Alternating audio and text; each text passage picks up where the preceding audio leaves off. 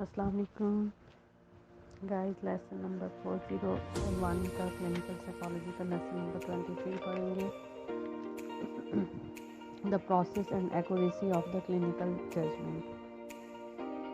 Clinical judgment is enough to suggest that clinicians are in principle process that are often far from the objective.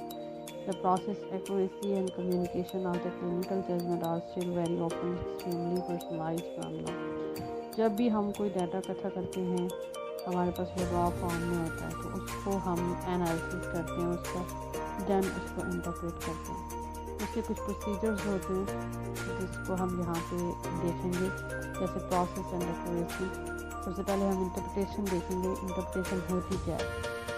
Basically interpretation का mean है तशरीह करना, और interpretation is the most important single activity engage by the clinician.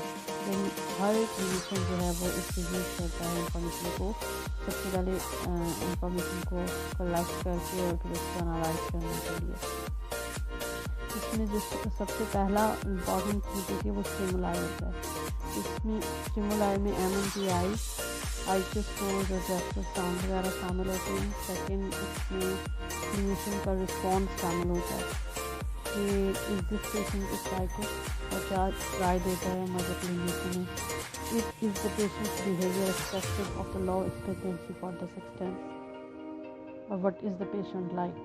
Number 3 है इसमें it is involves the characteristic of the clinicians, यानी इसमें clinician की अपनी ज़ात शामिल होती है कि जो क्लिनिशियन होगा वो जिस भी frame of school of thought से बिलोंग करता होगा, वो उसका जो प्रेडिक्शन होगा अपने पेशेंट के मतलब वही होगा। लाइक फॉर एग्जांपल, अगर कोई ऐसा क्लिनिशियन है जो साइकोडायनामिक फ्रेम ऑफ थॉट रखता है, तो वो अपने पेशेंट को या अपने क्लाइंट को वो उस फ्रेम में देखेगा। सेम अगर कोई ह्यूमनिस्टिक रखता है पॉइंट ऑफ व्यू, तो वो अपने पेशेंट को ह्यूमनिस्टिक ग्रेड में देखेगा या उसमें उस फ्रेमवर्क में देखेगा। नेक्स्ट हमारे पास थ्योरेटिकल फ्रेमवर्क।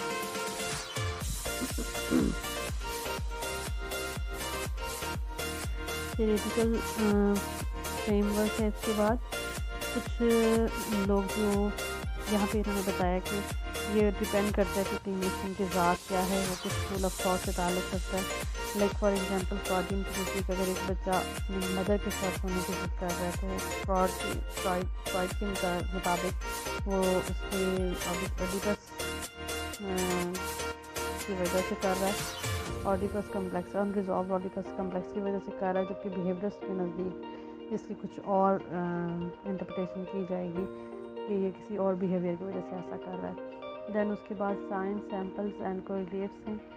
सैम्पल्स ये होते हैं कि पेशेंट जो भी डाटा इकट्ठा करता है वो डिफरेंट तरीके से इकट्ठा करता है, यानी कि पहले तो या तो वो सैम्पल की फॉर्म में लेगा, यानी मरीज़ का डाटा लेता है और फिर सैम्पल डाटा से जो है उस डाटा को उस सैम्पल के साथ कंपेयर करता है और फिर एनालिसिस करता है, जो ऑलरेडी उनके पास एक सैम्पल होता है। तो ये जो सैम्पल है ये ऑब्जर्वेशन के थ्रू, टेस्ट स्कोर के थ्रू, टेस्ट रिस्पॉन्स के थ्रू लिए जाएंगे। For example, when a patient does poorly in a Wechsler memory scale, this could be regarded as a sample of non test behaviour memory problem. Next हमारे पास science है। इसमें हम symptoms को देखते हैं, यानी अलामात को देखते हैं और फिर नोट करते हैं। देन थर्ड हमारे पास है, यानी ये पिछला जो है लाइक इसमें ये प्रोजेक्टिव टेस्ट आ जाते हैं, जैसे रोड रैश के रिस्पॉन्सेज हैं, एक ब्लॉक टेस्ट दिखाया जाता है पेशेंट को, और वो फिर क्लाइंट जो है वो बताता है इसमें ये नज़र आ रहा है, ये नज़र आ रहा है, तो ये साइंस है। देन थर्ड है हमारे पास को रिलेट, यानी बिहेवियर को मुख्तलिफ बिहेवियर के साथ को रिलेट किया जाता है। नेक्स्ट है लेवल ऑफ इंटरप्रिटेशन। इसके 3 लेवल्स होते हैं।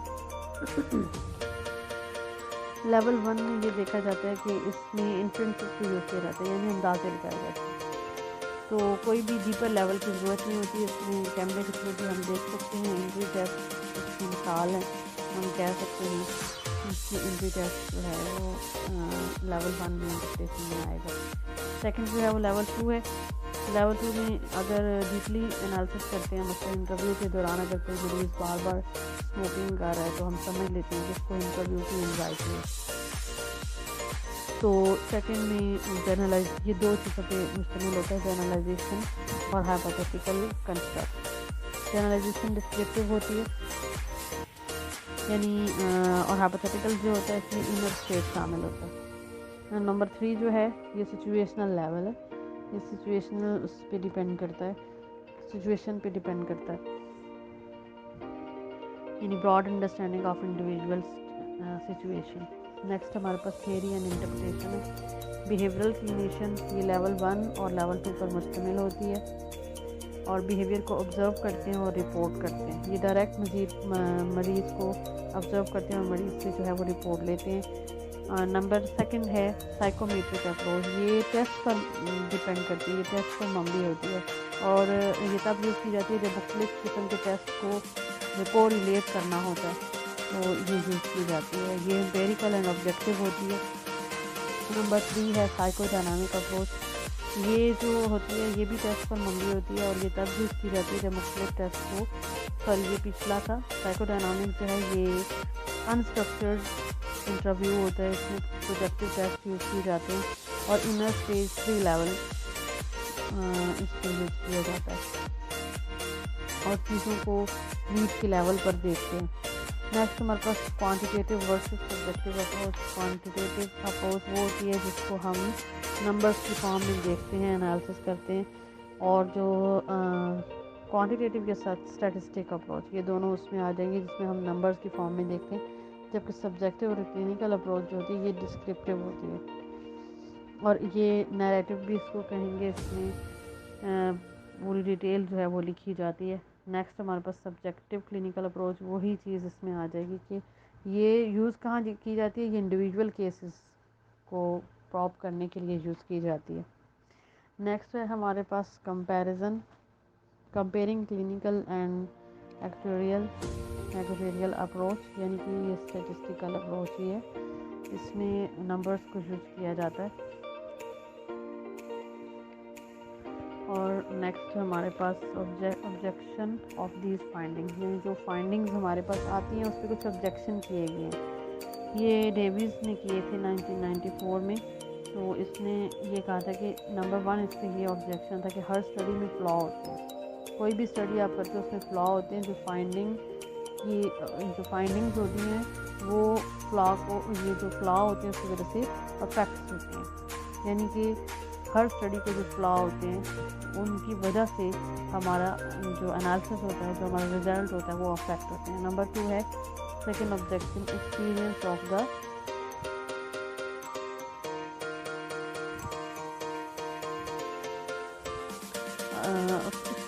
द जजेस, यानी एक्सपर्टीज ऑफ द जजेस, जो भी एक्सपर्ट्स होते हैं, क्लिनिशियंस होते हैं, उनका जो अपना एक्सपीरियंस है उसकी वजह से भी फाइंडिंग बहुत डिस्टर्ब होती है। फॉर एग्जांपल अगर कोई क्लिनिशियन जो है उसका अपना एक्सपीरियंस था, किसी पेशेंट ने आके वो वाला एक्सपीरियंस बताया जो क्लिनिशियन के वेरी नियर है उसके अपने एक्सपीरियंस से, तो फिर हो सकता है वो उसके मुताबिक फैसला कर दे, हालांकि ऐसा ना हो, उसकी भी कोई और वजह है। और जो नंबर 3 है प्रेडिक्टिव टास्क में not give the prediction situation casing, यानी जो प्रेडिक्शन ऑब्जेक्शन हम दे रहे हैं, थर्ड ऑब्जेक्शन ये है कि प्रेडिक्शन जो हम दे रहे हैं इस बिहेवियर के पीछे ये रीज़न है, ज़रूरी नहीं है कि वो ही हो बल्कि उसके पीछे कोई और वजह, वो सिचुएशनल काज कोई और हो सकती है।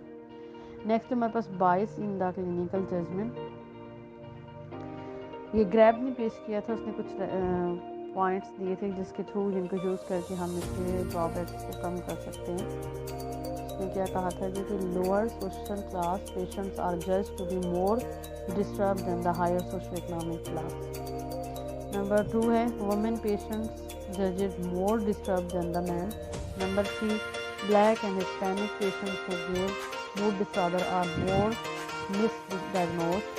Number 4 है middle class patients who more reflected for therapy than the lower class.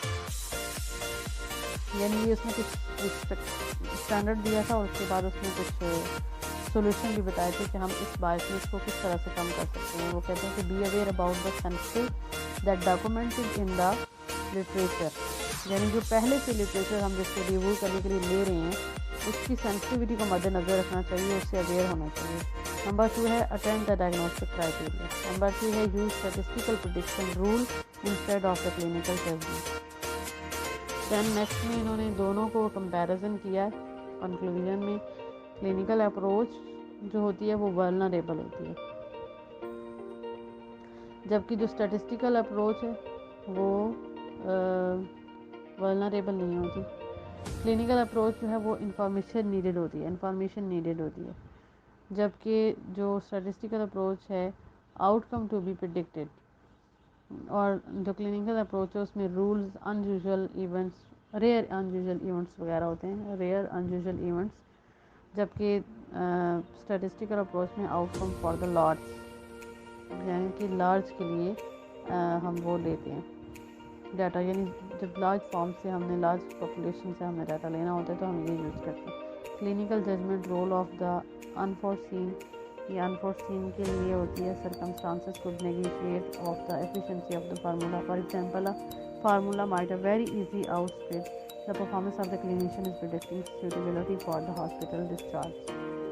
और जो सेकंड है statistical approach, these are the reason to be predictability. अगर आपको मेरी वीडियो पसंद आई है तो इसको लाइक एंड शेयर करें और मेरे चैनल को सब्सक्राइब करें और बेल आइकन को प्रेस करें ताकि हर नई आने वाली वीडियो आप तक पहुंच सके।